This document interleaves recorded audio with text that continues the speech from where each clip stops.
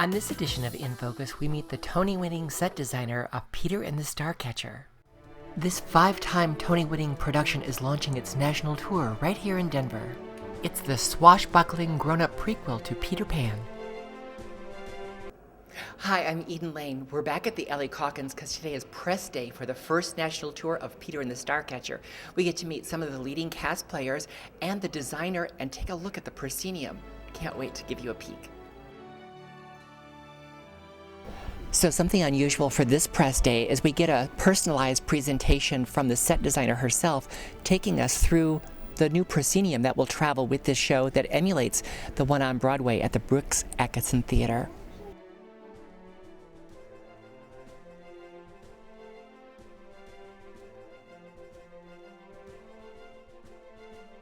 Well, one of our main pieces of scenery for this show is the proscenium.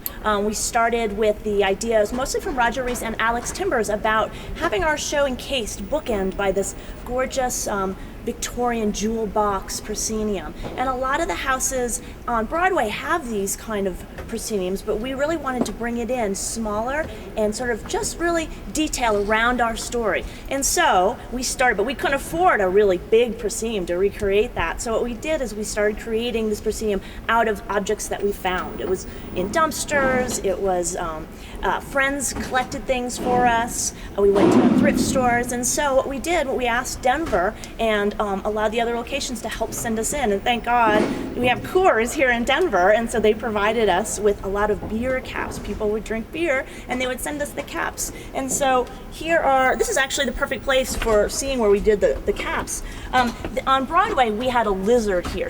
A kid had sent in a lizard toy, and we love that big lizard toy, but we couldn't find another one because we're not going to the store and buying these kinds of things. We're finding them wherever we can. So what we decided to do this time is take those Coors bottle caps and turn them into a lizard. So we drew out the shape of the old lizard and just stacked the bottle caps up in so that they were the shape of that same lizard that we had on Broadway. So we're trying to, I would say with each iteration of the set has been slightly different in the kinds of toys and the kinds of objects, but it's all in the same spirit of actually the decor of the Brooks Atkinson. We really did want to capture those early Victorian details and replicate them with all of these different elements. You can see some of the different types of stuff right here. These are all the little toys. We had kids collect little toys. We went to stoop sales. Some kids would just donate their toys at the end of it, like I live in Park Slope, Brooklyn, where there's a lot of, we call them stoop sales. They're like garage sales. And kids would just hand their toys. When we told them what we were doing, they would just hand the boxes over. So we have all kinds of like little figurines, toy trucks, all kinds of things like that. We have a lot of garden implements. We have wine corks. These are another big thing that people donated to us. Wine corks and beer bottle caps are just something that there are a lot of them out there, so we could use them. And they're repeating shapes. The idea with this is we use small objects to recreate, use them as repeating shapes to create much larger shapes and decor. Yes. Well, what's so great about The Little Mermaid is that it started here in Denver, and what we did, Disney helped produce this show, and they helped bring this show along in our very early years and still today. And they produced The Little Mermaid, and when The Little Mermaid closed on Broadway, they had all kinds of leftover materials. And the great thing about Disney is they keep all their materials. And so we said to them, we are looking for things that we could use that would give us the feeling of water and the ocean. And so they said, great, here's our warehouse, and these are all these scrap fabrics from The Little Mermaid. These were the swatches from the costumes. It wasn't actually the costumes themselves, it was the swatches from the costumes, and we created our Act 2 entirely out of those swatches and materials left over from The Little Mermaid. And it was great when we got here to Denver because we were like, oh gosh, we need some more materials. And so somebody in the basement said, well, we did the show The Little Mermaid, several years ago, and he brought up a piece of RP, which was the matching RP of what we had used for the original New York Theater Workshop production. And so it was great to see. It's kind of like a homecoming for us a little bit, knowing that The Little Mermaid started here. So it's definitely helped us a lot, materials-wise, and just inspiration, I think. And we still have some of those swatches in what you'll see here on the tour. is one of the two things we've been really able to, or three things I think we've been able to kind of keep from the original production. We try to, anytime we have the opportunity to bring something from the original productions into the touring production, we try to do that. Well, this is an alarm clock. I don't know if you guys can tell what this is. These are all the forks. I would say one thing we always have in our show is the pineapple. And the pineapple is a symbol of hospitality and of welcoming. And so one of the things we do with this show is we really do try to welcome people in. And the pineapple, you'll see the pineapple is actually an object in our show. So it's really important for us to have that as a symbol for the show, as a greetings of hospitality. So we just got to see her presentation to the press about this set, but I'm glad that you sort of snuck out here and gave us an extra minute with you. This production, the design of this production, really deserved all the accolades it received. When I saw this on Broadway, that even before the performance began, I was sucked into a new world. How did you and the team really strike upon this? Because this is how you did it in the workshops before Broadway. Right, yeah. Well, we worked for a long time with a set that had no proscenium. And it was really after, it was actually Roger Rees's idea that, he has this great history with British Victorian theater. Oh, Nicholas Nickleby, yeah, the Royal just Shakespeare Nicholas Company, Nickleby. all that, yeah. Just right. A little bit of experience. So he brought that expertise in, and we, wanted to create this beautiful little jewel box Victorian proscenium to remind us of those, that's early storytelling with Nicholas Nickleby. We were downtown and we didn't have a lot of money, so we tried to figure out how to recreate that same kind of Victorian architecture in stuff that we had. But it goes so much further than just the architecture. The entire experience, the whole evening, you're giving us room to join the story.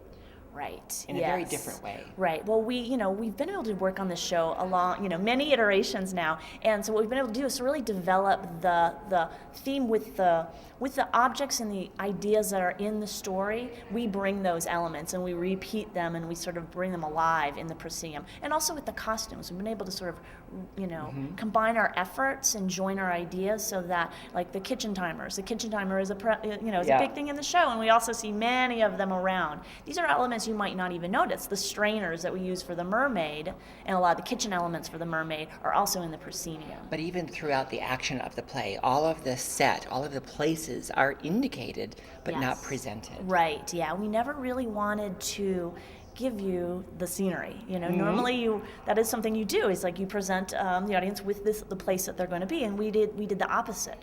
We didn't tell you where you were at all, so you really had to figure it out.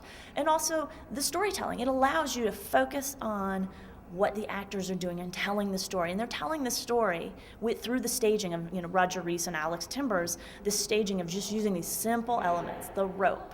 The rope becomes so many different things, and that really... Rope, a mirror... Yes. Just these little tiny things. The rope becomes the mirror, becomes the stairs, it becomes the ladder, it becomes the water. How many different ways can you possibly use a rope? That's our scenery. And I love big, bombastic Broadway spectaculars. Right. I love those. There's a place for those. Yeah.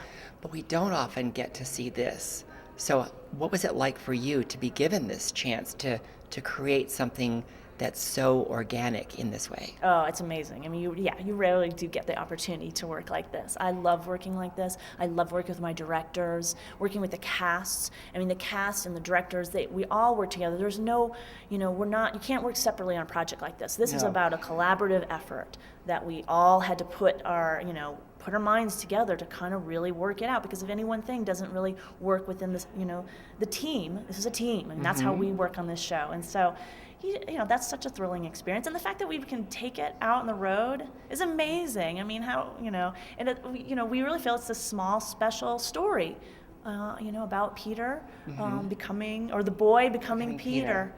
And so we're thrilled that can take it. One of your passions and something you're able to truly bring across in this work is your green sensibility as a designer and an artist. That's really kind of unusual on Broadway. So tell me about how you even got tapped into that. Well, there's this organization called the Broadway Green Alliance that I found out about those guys maybe about about 4 or 5 years ago, right when they first started. And so we have been working together, a lot of us from a lot of different jobs in theater in New York. So not just scenic design and costuming. No, there's from we have people that just talk about the touring markets, people that are just working on backstage. Great thing about the Denver Center here is I see recycling. That's one of those things that Colorado. We're very green here. Yes, exactly. Those are the kinds of things we try to talk about with the Broadway Green Alliance. And so those guys have given me great inspiration to work like this. And a lot of times, particularly when we first started out, people would be like, you can't do that. You can't put trash on Broadway. That's crazy. But you actually can. It's the way you look at things differently. And if you put a little star stuff on it, it's not trash anymore. Not at all. I mean, most people would never know that is stuff that got tossed out or maybe sitting in a drawer somewhere. Regional theater companies, community theater companies, and everything in between often are faced with the idea of having to reuse parts of previous productions. Yes. But you don't see that in these major productions on Broadway. I feel like we're learning from the regional theaters and from the universities. I think the idea of reuse is an old idea that, similar to organic food, the idea of growing your own food. I mean, these are ideas that are sort of coming back into vogue, coming back into fashion, because we're looking at the world around us and looking at all this sort of waste, particularly for theater, because we're not building environments that are going to last forever. We're building environments that are going to last a very limited time. And so it's actually really important to think about the length of your run and developing and using materials that will basically last that length. And so there's a lot of stuff out there. So it's easy now to see anything. Anything could be scenery. Some of the care and thoughtfulness with which you and your team approach this piece is so connected to the experience that the audience will see when they come, because you're not just the scenic designer and walking away.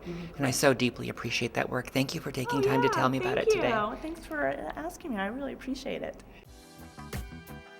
The first national tour of Peter and the Starcatcher launches in Denver at the Ellie Calkins. To get your tickets, visit denvercenter.org.